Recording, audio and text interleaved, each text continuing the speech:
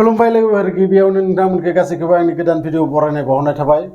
जोबोद मोजां मोनसे स्टोरी लिरदों सोरबा अनलाइनाव आं मोनदों आरो बेखौनो नोंथांमोनजों सावरायलायनो होननानै साननानै बे भिडिअखौ बानायनाय जादों। सासे 14 बैसोनि हौवासा गथ' गावनि स्कुलावनो फरायनाय सासे 10 बोसोरनि लाइमोन बे हौवासा गथ'आ जोबोद मोजां मोनो बे हिनजावसा गथ'खौ। नाथाय बियो जेब्लाबो खोन्थानो लानो हाया, बिदिनो क्लासआ दावगालांबाय थायो आरो बैसोआबो बारायलांबाय थायो। नाथाय बियो खोन्थानो होनना सानबाय थायो। सानसेबो बियो गावनि गोसोनि खोथाखौ बै हिनजावसा गथ'नि सिगाङाव खोन्थानो लानो हाया, बुंथिनानै लानोनो हाया जे बियो जे बै हिनजावसा गथ'खौ बेसेबां मोजां मोनो।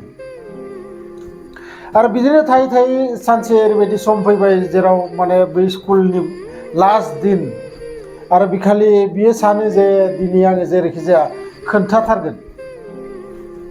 आरो बिदिनो बुंनायाव बै हौवासा गथ'आ सानबाय जे दिनै आङो जायखिजाया बै सिख्लाखौ आंनि गोसोनि बाथ्राखौ बुंथारनांगोन, नङाबा दिनैनिफ्राय आरो जेब्लाबो जोङो लोगो मोननो हाला।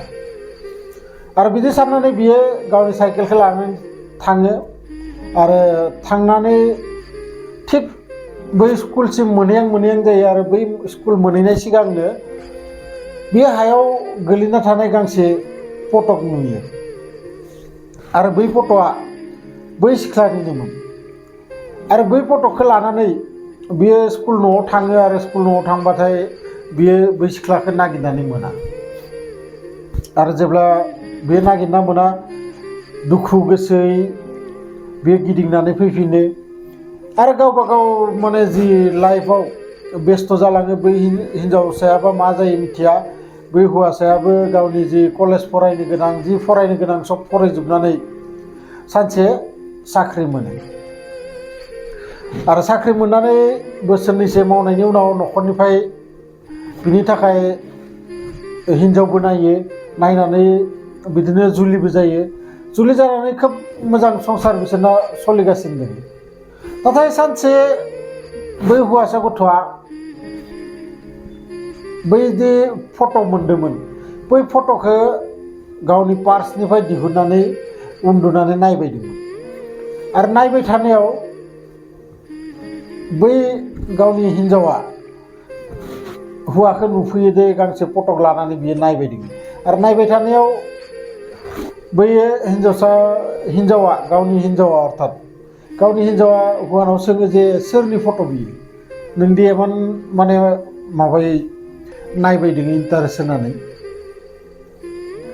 आरो बिनि उनाव हौवाया एक्सुवेलि गासै खोथाखौबो खुलाय खोन्थाजोबो जे ओरै थोरै सासे आंजों स्कुलाव फरायफादोंमोन आरो बिखौ आं जोबोद मोजां मोनोमोन, गोबां सम आङो मोजां मोननानै थादो, नाथाय सानसेबो बिनि सिगाङाव आङो बुंथिनानै लानो हायासै।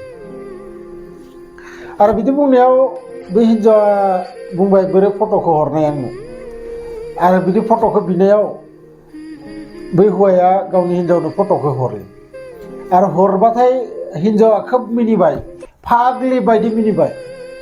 आरो जेब्ला मिनियो बै हौवाया आसरित मोननानै बै हिनजावनाव सोंबाय, मा जाखो, मानो मिनिखो नोङो? आरो बिदि बुंनायाव बै हिनजावा बुंबाय जे बियो आसलते आंनिनो उन्दै समनि फट'मोन। आङो इखालि बै फट'खौ नोंनो होननानै फैदोंमोन। आंबो नोंखौ उन्दैनिफ्रायनो जोबोद मोजां मोनोमोन, नाथाय आङो नोंखौ खोन्थाथो होननानै सानै नों जेब्लाबो आंनि सिगाङाव बुंथिनानै लानोनो हायासै। आरो बिनि थाखायनो आङो इखालि नोंनो बै फट'खौ होननानै फैदोंमोन। मानोना स्कुला जोंना जोबसिगोन, नों जाहाथे आंखौ गोसोआव लाखियो आंनि फट'खौ लानानै।